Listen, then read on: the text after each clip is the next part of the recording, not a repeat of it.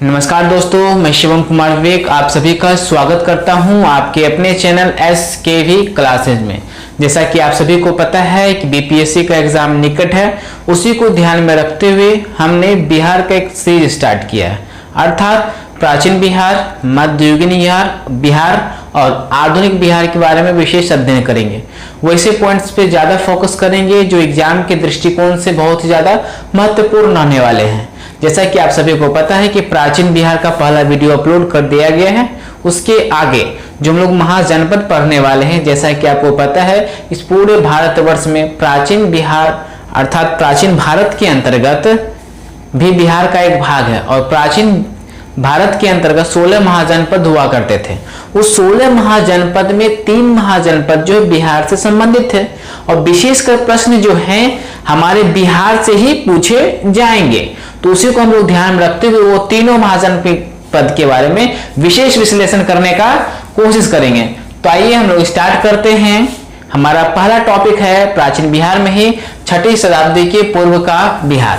6ठी शताब्दी के पूर्व का बिहार का मतलब का कॉन्सेप्ट समझ लीजिए। एक होता है 6ठी शताब्दी पूर्व अर्थात 600 BC पूर्व और एक होता है 600 AD। इस दोनों का कॉन्सेप्ट समझिए। यदि हम 600 AD का बात अर्थात 6 सदी का बात कर रहे हैं, 6 AD का बात कर रहे हैं या 6ठी शताब्दी की बात कर रहे हैं, 6ठी शताब्दी का मतलब होगा 600। अब देखिए, ईसा मसीह के जन्म के पूर्व का जो अध्ययन हम लोग करते हैं वो BC के रूप में करते हैं, बिफोर क्राइस्ट के रूप में, और ईसा मसीह के जन्म के बाद का जो कॉन्सेप्ट होता है उसे हम लोग एनो डोमिनी कहते हैं, अर्थात ईसा मसीह के जन्म के बाद। अब देखिए 6ठी शताब्दी पूर्व का मतलब और बाद का क्या होगा। यदि 6ठी शताब्दी के बाद का हम लोग पढ़े तो 500 ईस्वी से लेकर 599 ईस्वी तक के जो बीच का काल होगा वो 6 AD मतलब अर्थात 6ठी शताब्दी वर्ष होगा, 6ठी शताब्दी वर्ष होगा अर्थात AD के रूप में। वही जब हम लोग इधर पढ़ते ईसा के पूर्व का बाद तो इसी को जस्ट उल्टा पढ़ते हैं, 599 से लेके 500 ईस्वी के बीच का जो कॉन्सेप्ट होगा वो हमारा 6ठी शताब्दी के पूर्व का काल होगा। तो उम्मीद करेंगे कि ये कॉन्सेप्ट आपको समझ में आ रहा होगा। तो AD का कॉन्सेप्ट है जबकि ये BC का कॉन्सेप्ट है। तो इसको थोड़ा ध्यान में दे रखा जाए तो 6ठी शताब्दी के पूर्व को यदि हम विशेष विश्लेषण करें तो 6ठी शताब्दी के पूर्व का मतलब हो जाएगा कि 500 अर्थात 600 से कम, 599 से लेके 500 के बीच का हम लोग कॉन्सेप्ट पढ़ेंगे और इसी के जस्ट उल्टा हो जाएगा तो 500 से लेके 599 तक का जो बीच का पीरियड होगा वो 6ठी शताब्दी होगा। शताब्दी मतलब 600 AD के अप्रोक्स में। तो ये कॉन्सेप्ट आपको क्लियर हो गया होगा। चलिए अब हम लोग पढ़ते हैं कि 6ठी शताब्दी के पूर्व के काल को पढ़ना है। तो उसमें सबसे इंपॉर्टेंट आपका आता है पहले विदेह। विदेह एक क्षेत्र है वर्तमान में जो कि मिथिला के अंतर्गत है। मिथिला का उल्लेख जो है अर्थात विदेह शब्द का उल्लेख सबसे पहले यजुर्वेद में किया गया है। इससे जुड़ी कुछ महत्वपूर्ण घटनाएं हैं, स्टोरीज हैं जिसके बारे में जानना जरूरी है। इक्ष्वाकु वंश के राजा निमि विदेह हुआ करते थे, अर्थात विदेह में एक इक्ष्वाकु वंश का राजा हुआ करते थे जिनका नाम था निमि विदेह के द्वारा ही इक्ष्वाकु वंश का स्थापना किया गया था। और इसी में एक अन्य राजा हुए थे जिसका नाम था मिथिला जनक, उन्हीं के द्वारा मिथिला का क्षेत्र बसाया गया था। और इसके अलावा यदि हम लोग बात करें तो इक्ष्वाकु वंश में ही 25वें राजा हुआ करते थे, ऐसे रामायण में ये बात कही गई है। इक्ष्वाकु वंश के 25वें राजा शिरध्वज हुए थे। ये वही शिरध्वज थे, अर्थात ये बोल सकते हैं कि सीता के पिता शिरध्वज थे जो कि इक्ष्वाकु वंश के 25वें राजा हुए थे। जबकि कौशल नरेश दशरथ के पुत्र राम का विवाह सीता के साथ हुआ था। तो ये कॉन्सेप्ट सिर्फ विदेह से है। इसके बारे में और विशेष चर्चा करें तो विदेह के जो अंतिम राजा हुए थे वो थे जिनका नाम था करल जनक। अंतिम राजा करल जनक हुए थे। तो एक और क्लियर कर लेते हैं। विदेह जो कि वर्तमान में मिथिला का क्षेत्र है, इसका उल्लेख सबसे पहले यजुर्वेद में किया गया है। इसमें एक वंश हुआ करते थे जिसका नाम इक्ष्वाकु वंश हुआ करता था। उस वंश का संस्थापक निमि विदेह को माना जाता है। इसमें एक अन्य राजा हुए थे मिथिला जनक, उनके द्वारा एक मिथिला का क्षेत्र स्थापित किया गया था। और रामायण में ऐसा कहा गया है कि जो 25वें राजा हुए थे जिनका नाम था शीर्ध्वज, उनकी पुत्री थी सीता, जिनका विवाह जो है कौशल के राजकुमार अर्थात राम के साथ हुआ था। और इक्ष्वाकु वंश के अंतिम राजा करल जनक थे। तो ये कॉन्सेप्ट आपका अधिक क्लियर हो जाता है। तब हम विशेष तथ्य पे चलेंगे कि जो 16 महाजनपद थे, उस 16 महाजनपद में जो 3 जो बिहार से संबंधित थे उसके बारे में अध्ययन करेंगे। तो 3 महाजनपद जो है वैशाली जो कि बज्जी संघ के अंतर्गत आता था, दूसरा हम लोग लेंगे तो मगध का भी क्षेत्र लेंगे, और तीसरा अंग का क्षेत्र लेंगे। अर्थात ये 3 महाजनपद है जो वर्तमान में अन्य क्षेत्रों के नाम से जाना जाता है, तो उसके बारे में हम लोग अध्ययन करेंगे। तो सबसे पहले हमारा है वैशाली। वैशाली से जुड़ा हुआ एक कॉन्सेप्ट जानने का कोशिश करें तो वैशाली में एक वैशाली का राजवंश हुआ करता था, अर्थात राजाओं का एक वंश चला वैशालिका में। उसमें टोटल मिला के 33 राजा हुआ करते थे। टोटल 33 राजा हुआ करते थे, जिसमें एक राजा हुए थे जो कि स्थान 24वें था, उनका नाम विशाल था। उन्हीं के नाम पर वर्तमान में इसका क्षेत्र जो विशाल अर्थात वैशाली के नाम पड़ा, अर्थात विशाल के नाम पर वैशाली क्षेत्र पड़ा। अब इसके अंतर्गत छोटे छोटे समूह बनाए जाते थे, संघ बनाए जाते थे, जिसे हम लोग बज्जी संघ के नाम से जानते हैं। वैशाली अभी के क्षेत्र के नाम से जाना जाता है, जबकि उस समय बज्जी के नाम से ही जाना जाता था। तो उस समय संघ हुआ करता था। उसमें भी क्या, बज्जी संघ में टोटल 10 संघ हुआ करते थे। उस 10 संघ में एक प्रसिद्ध था लिच्छवी, जो कि पूरे विश्व का प्रथम गणतंत्र राज्य के नाम से जाना जाता है। और इस बंजी संघ का यदि हम लोग बात कर ले तो 8 सदस्य हुआ करते थे, और 8 सदस्य में 4 सदस्य ऐसे थे जो बहुत ज्यादा चर्चित में रहते थे, जिनका नाम प्रमुख रूप से यदि देखा जाए तो बज्जी, लिच्छवी, जात्रीय एवं विदेह, ये 4 क्षेत्र ऐसे थे जो हमेशा चर्चा में रहते थे बज्जी संघ के। अब यदि हम वैशाली की बात कर ले तो वैशाली जो एक वंश, बज्जी जो एक संघ हुआ था जो वर्तमान में वैशाली के नाम से जाना जाता है, इसका उल्लेख जो है पुराणों में बहुत ज्यादा देखने को मिलेंगे। अर्थात गरुड़ पुराण, भागवत पुराण, विष्णु पुराण, मत्स्य पुराण जैसे पुराणों में वैशाली का विशेष उल्लेख किया गया है। और इसके जो अंतिम राजा हुए थे जिनका नाम था सुमति और प्रगति भी उल्लेख किया गया है। बज्जी संघ की बात कर ले तो 2 धर्म जो कि बहुत ज्यादा महत्वपूर्ण है बिहार के दृष्टिकोण से, जैन धर्म और बौद्ध धर्म। तो जैन धर्म एवं बौद्ध धर्म में बज्जी संघ का बहुत ही बड़ा महत्वपूर्ण योगदान है। इसके बारे में हम लोग विशेष जैन धर्म और बौद्ध धर्म में पढ़ेंगे। चलिए नेक्स्ट पॉइंट यदि हम लोग देखते हैं इसके बारे में, तो जैन धर्म और बौद्ध धर्म के साहित्य में विशेष उल्लेख किया गया है।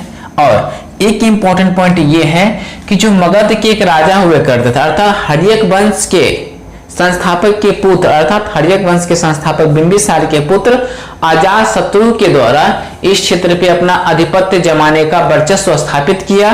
और धीरे धीरे इस तरह से वैशाली का वर्चस्व खत्म होता चला गया और अजातशत्रु जो है वैशाली पे अपना अधिकार कर लेते हैं। और एक इंपॉर्टेंट पॉइंट जिससे बताया जाए तो लिच्छवी और वैशाली का ही भाग है, और इसमें जो अर्थशास्त्र के रचयिता कौटिल्य के द्वारा वैशाली शब्द के लिए एक बहुत ही अच्छा शब्द का उपयोग किया जिसका नाम है राज शब्दोपयोगी। राज शब्दोपयोगी कौटिल्य के द्वारा अर्थशास्त्र में वैशाली का विशेष वर्णन है, जिसमें नाम क्या लिखा गया है, राज शब्दोपयोगी लिखा गया है। यदि हम लोग चर्चा करें तो वैशाली का रामायण में भी है, महाभारत में भी। तो ये चीज क्षेत्र हैं जो एग्जाम के दृष्टिकोण से महत्वपूर्ण होंगे, उस पर हम लोग फोकस थोड़ा ज्यादा करें। अब आइए कि ये जनपद तो हमारा हो गया एक। दूसरा जनपद में आते हैं हम लोग अंग। अंग जनपद पहले वर्तमान में जानते हैं हम लोग मुंगेर और भागलपुर के क्षेत्र के अंतर्गत अभी वर्तमान में आते हैं। अंग का बात कर ले तो अंग के एक राजकुमार हुआ करते थे, इस अंग महाजनपद का जो उल्लेख है अथर्ववेद में भी मिलता है। और ऐसा कहा जाता है कि अंग की जो पहली राजधानी बनाई गई थी वो चंपा बनाई गई थी, सॉरी मालिनी बनाई गई थी, जो बाद में चंपा और चंपावती जैसे नामों से जाना जाने लगी। जबकि विशेष उल्लेखनीय ये मिलता है कि ह्वेनसांग के द्वारा चंपा के क्षेत्र को चेनप्पो के नाम से भी जाना जाता था। बहुत ही महत्वपूर्ण है, एग्जाम में ये प्रश्न पूछे जा चुके हैं। ह्वेनसांग के द्वारा अंग की राजधानी को डिनोट किया गया था चेनप्पो के द्वारा। अब एक नीचे हम लिखे बिंबिसार की समझ। इसका एक कॉन्सेप्ट क्या है कि बिंबिसार मगध के उत्कर्ष में एक महत्वपूर्ण योगदान था इनका, और अंग क्षेत्र का भी विकास हो रहा था। तो अंग क्षेत्र पे वे अपना प्रभुत्व जमाना चाह रहे थे। उस समय अंग के जो राजा हुए थे वो चंद्र प्रद्योत हुए थे, और इन दोनों के बीच में हमेशा नाका झाकी लगी रहती थी। अर्थात इस दोनों के बीच में यहाँ पे युद्ध के रूप में कार्य होता है, अर्थात युद्ध होता है जिसमें अंग के राजा चंद्र प्रद्योत और बिंबिसार से होता है, जिसमें यदि देखा जाए तो ज्यादा से ज्यादा वर्चस्व का जो भाग रहता है वो क्षेत्र आपको आता है बिंबिसार के अंतर्गत। तो इस क्षेत्र को यदि हम कंप्लीट करने के बाद जो ये क्षेत्र आता है, अर्थात अधिकांश मानिए तो बिंबिसार का ही पार्ट बन जाता है अंग, लेकिन पूर्ण रूप से नहीं रहता है। इस पॉइंट को याद रख लिएगा, क्योंकि हम लोग बिंबिसार में इसको फिर हम डिटेल करेंगे तो वहां बताएंगे कि जो मित्रता आगे कैसे बनी। तो ये पॉइंट ह्वेनसांग से रिलेटेड भी था।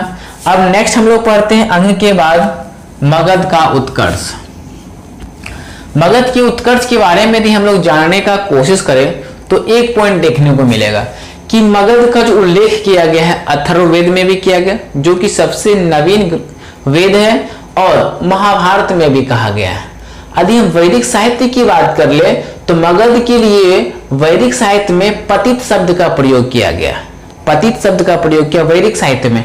हम लोग पढ़ेंगे कि उत्तर वैदिक काल और ऋग वैदिक काल में बिहारियों का क्या योगदान रहा है, किस प्रकार से किस हेय दृष्टि से बिहारियों को देखा जाता था। और उस समय देखा जाए तो साहित्य के आधार पे मतभेद वगैरह ज्यादा होते थे, जिसमें हमेशा बिहारी को गलत नजरों से देखा जाता था। इसीलिए जो वेदों में या साहित्यों में इसके लिए पतित शब्द का प्रयोग किया गया है। यदि बताए तो मगध वर्तमान में जो अवस्थित है वो गंगा के दक्षिणी भाग में, जबकि विदेह अर्थात मिथिला का जो क्षेत्र अवस्थित था वो उत्तरी भाग में अवस्थित था। ये था एक मगध के उत्कर्ष का एक छोटा सा ट्रेलर। यदि इसके बारे में बताया हम लोग तो बृहदत्त वंश हुआ करता था मगध वंश में। ऐसे से प्रश्न नहीं पूछे जाएंगे, पर चूंकि हम लोग पढ़ रहे हैं तो एक समझ होनी जरूरी है। बृहदत्त वंश एक हुआ था रामायण और महाभारत के अनुसार चेदु बसु के एक पुत्र थे जिनका नाम था बृहदत्त। इसी बृहदत्त के द्वारा बृहदत्त वंश की स्थापना की गई थी।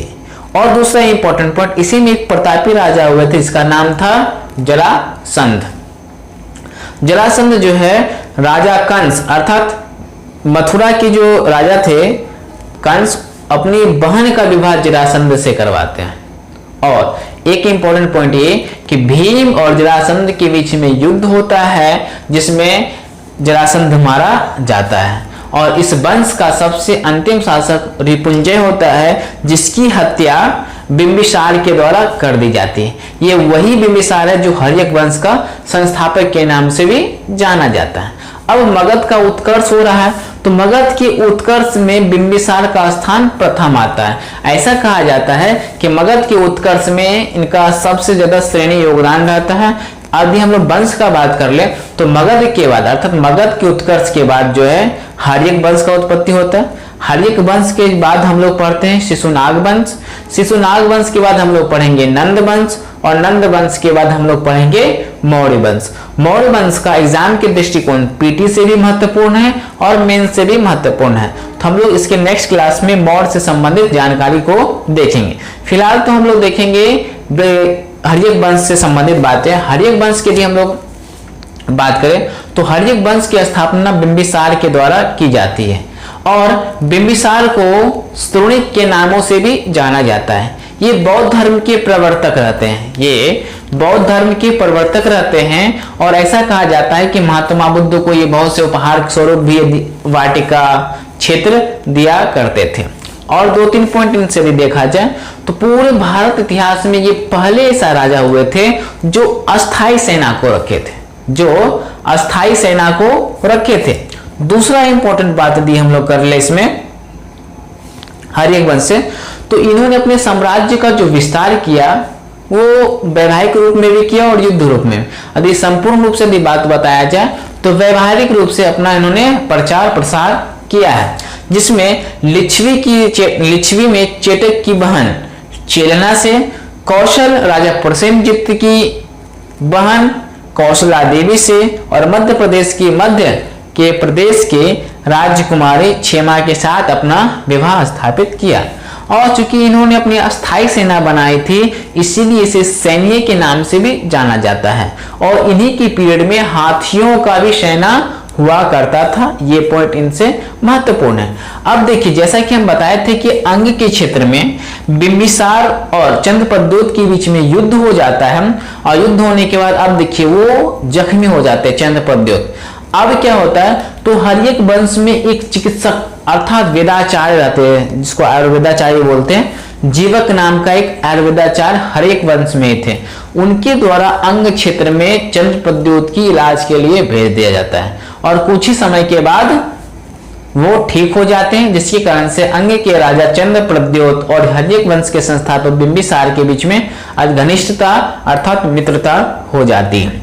चलिए, ये हर्यक वंश से जुड़ा हुआ इतना ही महत्वपूर्ण पॉइंट है। और हाँ, इसकी जो हत्या कर दी जाती है उसकी ही पुत्र के द्वारा अजातशत्रु के द्वारा कर दी जाती है, इसीलिए इस वंश को हम लोग पितहंता वंश के भी नाम से जानते हैं। फिर आगे देखेंगे, जैसी करनी वैसी भरनी, अजातशत्रु को भी उसका पुत्र उदयन ही मारेगा, तो इसलिए इस वंश को ही हम लोग पितृहंता वंश के नाम से जानते हैं। नेक्स्ट आता है, यदि हम लोग इसमें बिंबिसार की बात पढ़ ले अजातशत्रु के बारे में, तो अजातशत्रु से इंपॉर्टेंट पॉइंट ये है कि इसे कुनिक के नाम से भी जाना जाता था। ये भी बौद्ध धर्म के प्रवर्तक रहे हैं और अजातशत्रु के पीरियड में ही यदि हम लोग बात कर ले द्वितीय बौद्ध संगति की बात की गई है, अजातशत्रु के पीरियड में नहीं, सॉरी माफ कीजिएगा, प्रथम बौद्ध संगति का जो आयोजन कराया गया था 483 अर्थात 483 बीसी में, वो अजातशत्रु के शासनकाल में ही करवाया गया था। इनसे जो महत्वपूर्ण पॉइंट यदि बनते हैं अजातशत्रु से, तो इन्होंने जो विवाह किया अर्थात राजा प्रसेनजित की जो पुत्री थी वजीरा, उनके साथ इनका विवाह हुआ और दहेज में काशी का क्षेत्र लिए। और सबसे महत्वपूर्ण पॉइंट है कि इन्होंने अपना जो विस्तार किया है वो युद्ध के क्षेत्र से विस्तार किया, ना कि वैवाहिक संबंध करके। एक पॉइंट ये हो गया। दूसरा पॉइंट हो, इनके एक मंत्री थे जिसका नाम था वत्सकार, उनके द्वारा स्थूलभद्र और महाशिलाकंटक जैसे हथियार का भी प्रयोग किए थे और इनके द्वारा ही पाटलिपुत्रा ग्राम शहर बसाया गया है। पाटलिपुत्रा ग्राम शहर बसाया गया, ये इंपॉर्टेंट याद रखिएगा। और पितहंता वंश के भी नाम से जाना जाता है। चलिए, अब अजातशत्रु की जो हत्या कर दी जाती है वो उदयन के द्वारा कर दी जाती है। नेक्स्ट यदि हम लोग देखेंगे तो उदयन से 2-3 पॉइंट इंपॉर्टेंट है कि पाटलिपुत्रा ग्राम को अब पाटलिपुत्रा का क्षेत्र बना देता है उदयन के द्वारा। और दूसरा इंपॉर्टेंट पॉइंट देखें तो यही मगध की राजधानी बन जाती है। ये जो मगध की राजधानी पटना बनती है वो सोन, गंगा और पुनपुन नदी के किनारे व्यवस्थित रहती है। तो उदयन से इतना ही पॉइंट इंपॉर्टेंट है। उदयन के 3 पुत्र हुआ करते थे, जिसमें से एक का नाम नागदशक था, अर्थात 3 पुत्र हुआ करते थे और अंतिम शासक उदयन में ही 3 पुत्र, एक अंतिम शासक नागदशक था और उसके सेनापति का नाम था शिशुनाग। शिशुनाग के द्वारा नागदशक की हत्या करके एक नए वंश की स्थापना करता है जिसे हम लोग शिशुनाग वंश के नाम से जानते हैं। तो ये हो गया हमारा शिशुनाग वंश।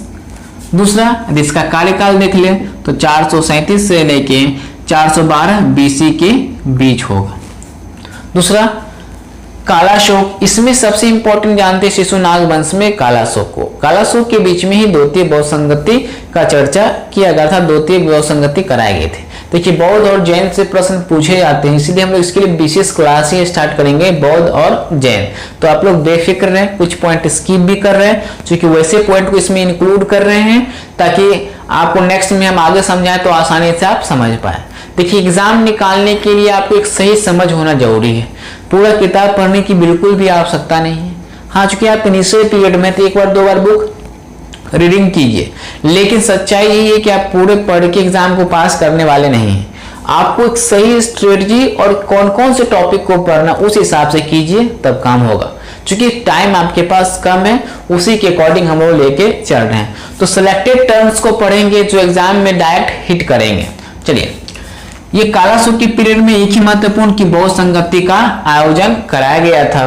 और दूसरा इंपॉर्टेंट पॉइंट इनसे भी पूछा जाए तो कालाशोक का जो पीरियड आता है अर्थात शिशुनाग वंश में एक महत्वपूर्ण आता है कालाशोक का, जिसके समय में द्वितीय बहुसंगति कराई गई थी। इतना इसमें इंपॉर्टेंट है। इसके बाद इसका एक राज इसके ही अंतर्गत देखा जाए तो महापद्म नंद का एक सेनापति हुआ करते थे कालाशोक में, जो कालाशोक की हत्या कराने के बाद एक नए राजवंश की स्थापना करते हैं, जिसे हम लोग शिशुनाग वंश के नाम से जानते हैं, सॉरी नंद वंश के नाम से जानते हैं। नंद वंश का स्थापना महापद्म नंद के द्वारा किया जाता है। महापद्म नंद जो ऐसे शासक थे जिन्होंने एकराट की उपाधि धारण की। एकराट का मतलब ये होता है कि पहले वो राजा बने, फिर राजा के बाद महाराजा बने, महाराजा के बाद सम्राट बने, और सम्राट के बाद चक्रवर्ती सम्राट बने, और उसके बाद एकराट अर्थात एकराट की उपाधि धारण करने वाले ये पहले थे, जिसे हम लोग महापद्म नंद के नाम से जानते हैं। इन्हें सर्व छत्रांग के नाम से भी जाना जाता है। ऐसा कहा जाता है बहुत साहित्यों में भी कि ये जो क्षत्रिय होते थे उसका बहुत ज्यादा विरोध करते थे, अर्थात उसकी सेनाओं को नाश करने में जाने जाते थे, इसीलिए इसे हम लोग सर्व क्षत्रिय के नाम से भी जानते हैं। दूसरा इंपॉर्टेंट, यदि बौद्ध ग्रंथ का बात किया जाए तो बौद्ध ग्रंथ में इनके लिए उग्रसेन शब्द का प्रयोग हुआ है। उग्रसेन मतलब सेना को चीर फाड़ देना ही उग्रसेन कहलाता है। ऐसा बौद्ध संघ में अर्थात बौद्ध ग्रंथ में उल्लेख किया गया है। इसमें भी हम लोग विशेष चर्चा करें तो इसके ही अंत में शासक हुए थे घनानंद। ये वही घनानंद है जिसके दरबार में चाणक्य अर्थात कौटिल्य और चमक को, उसका जो ब्राह्मणों का सबसे प्रमुख रहता है उसका चोटी बना हुआ रहता है, वो खुल जाता है, और खुलने के बीच जो खोल दिया जाता है और अपमानित कर दिया जाता है। तो इसके पीछे बहुत बड़ा स्टोरी है कि क्यों खोला जाता है। ये यदि स्टोरी जानना चाहते तो बताइएगा, स्टोरी हम बता देंगे। फिलहाल ये जरूरी नहीं, उससे प्रश्न नहीं पूछे जाएंगे। तो चोटी खोल दिया जाता है, चमक उसके पिता का नाम रहता है, और उसको भेज दिया जाता है। तो उसी रास्ते के दौरान भी उन्होंने देखा कि एक विशिष्ट बालक है जो कि राजा बनने योग्य है, जिसे हम लोग चंद्रगुप्त मौर्य के नाम से जानते हैं। पुनः बाद में इसे तैयार करते हैं विशेष रूप से, और उसे फिर से आगे युवराज बनाते हैं।